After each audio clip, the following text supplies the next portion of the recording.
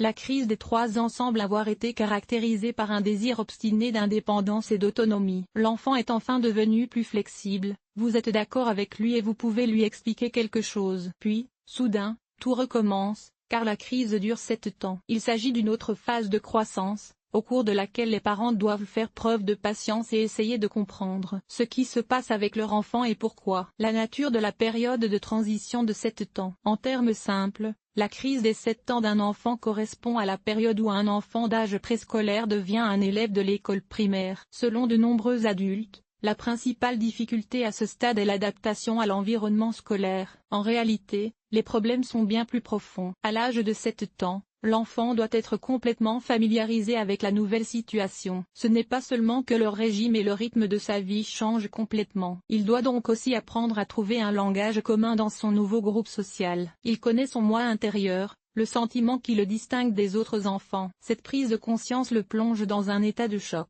En plus de la nécessité de faire face à une vague d'émotions, il doit s'intégrer dans une équipe et s'habituer aux routines, à la discipline, etc. Quelles sont les difficultés associées? Les psychologues ont identifié un certain nombre de raisons et de facteurs qui provoquent l'apparition de périodes de crise. Seulement 4 d'entre eux sont l'arbitraire, le sexe et la médiation. Jusqu'à l'âge de 6 ou 7 ans, l'enfant passe le plus clair de son temps à se divertir et à jouer. Il n'avait pas de cadre de référence clair pour limiter son comportement, il n'y avait pas de but et d'objectif. Il recevait de nouvelles connaissances en jouant sans contrainte, mais il y prenait plaisir. Aujourd'hui, la place principale dans la vie est occupée par les études scolaires. Plusieurs méthodes pédagogiques utilisées par les enseignants s'apparentent aux méthodes de l'école maternelle. Cependant, la plupart d'entre elles impliquent encore des tâches précises qui doivent être accomplies dans un laps de temps donné. Nous parlons ici de la nécessité de apprendre la poésie, se souvenir de l'alphabet, résoudre des exemples mathématiques et autres. Dans chacun de ces cas,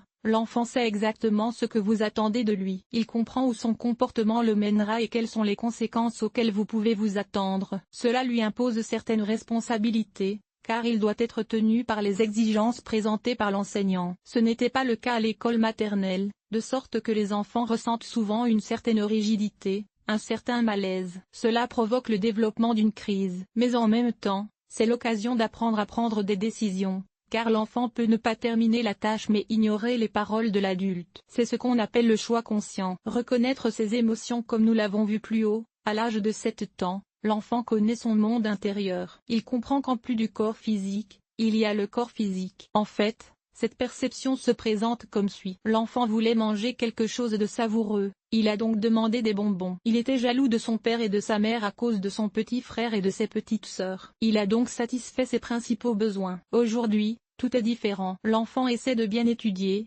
non pas parce qu'il a envie de sucreries et de plaisir physique. Il veut faire plaisir à ses parents et à ses professeurs, obtenir le respect de ses camarades de classe. De nouvelles règles dans les relations jusqu'à l'âge de 7 ans. Le comportement de l'enfant est également soumis à certaines règles et exigences. Cependant, la plupart des bêtises s'échappent avec lui. Ainsi, le bébé peut ne pas comprendre qu'il a fait quelque chose de mal ou de mauvais. Avec l'entrée à l'école, tout est différent. Les enseignants sont désormais des adultes qui font autorité et les enfants doivent se conformer à leurs exigences. Si un parent peut donner du mou, il ne fait de concession à personne. Dans tous les cas, l'enfant doit apprendre à entrer en contact et à trouver un langage commun. Mais ce n'est pas tout. Les pères construisent aujourd'hui de nouveaux modes de relation avec leurs pères. Cela ressemble à une lutte pour le leadership. La compétition commence pour le droit de s'asseoir avec la plus belle fille, la possibilité d'obtenir le premier bureau, etc. Au début, il est difficile pour les enfants de se souvenir et d'apprendre tant de nouvelles règles. Ils comprennent maintenant qu'ils sont responsables de chacun de leurs actes. Cette prise de conscience et cet âge provoquent le développement d'une crise. Autres rôles sociaux en entrant à l'école. Les enfants ont de nouveaux rôles dès le début. Ils doivent assister aux cours, y participer, faire leurs devoirs et retenir les nouvelles matières. Le deuxième rôle est une nouvelle responsabilité, l'amitié, la première sympathie, les jeux, la compagnie dans l'équipe, et parfois les aînés de la classe. L'enfant d'hier considère aujourd'hui tout le monde comme un adulte. C'est parce qu'il est un élève garçon. En entendant cela, il commence à poser quelques exigences à ses parents. Peut-être, désir de se coucher plus tard que d'habitude, abandon des plats mal aimés, etc. Tout cela est justifié par les mots « je suis un adulte ». Bien entendu, papa et maman ne sont pas d'accord avec cette situation. Cela provoque un conflit interne chez l'enfant, ce qui contribue à l'apparition de la crise des 7 ans. Comment la renforcer ou l'affaiblir? Le processus de crise peut être compliqué par les mauvaises attitudes des parents, des enseignants et d'autres adultes qui jouent un rôle crucial dans la vie de l'enfant. Les problèmes peuvent être causés par des situations de conflit et la négligence des besoins de communication. Atmosphère familiale défavorable. Tout cela peut avoir des conséquences très désagréables. La perte d'intérêt pour l'apprentissage, la faible estime de soi, l'agressivité complexe et non motivée s'ajoutent au comportement de crise, et vice-versa. Si les adultes comprennent que l'enfant devient très difficile, ils reconnaissent les difficultés auxquelles il doit faire face et se stabilisent si la situation ne s'améliore pas. Dans ce cas, l'enfant s'habitue plus facilement à son nouveau rôle et s'adapte à un environnement inconnu. Tâche de transition.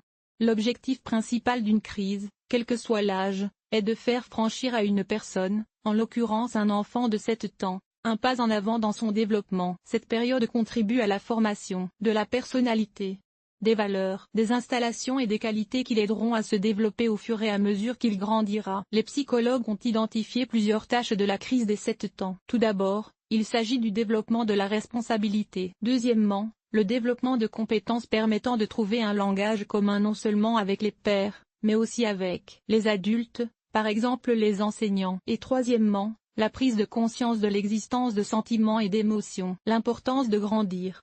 Comme nous l'avons déjà mentionné, le développement personnel ultérieur de l'enfant dépend de la manière dont il fait face aux difficultés. Il est plus facile pour lui de vivre toutes les autres crises de l'âge, comme celles qui l'attendent à la puberté et au-delà. C'est pourquoi les parents et les autres adultes devraient s'intéresser à ce qui se passe avec l'enfant récemment parfait. Conclusion.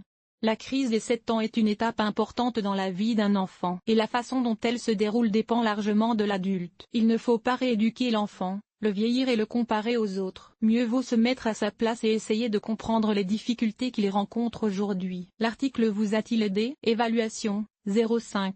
0,5. Nombre d'évaluations, 0.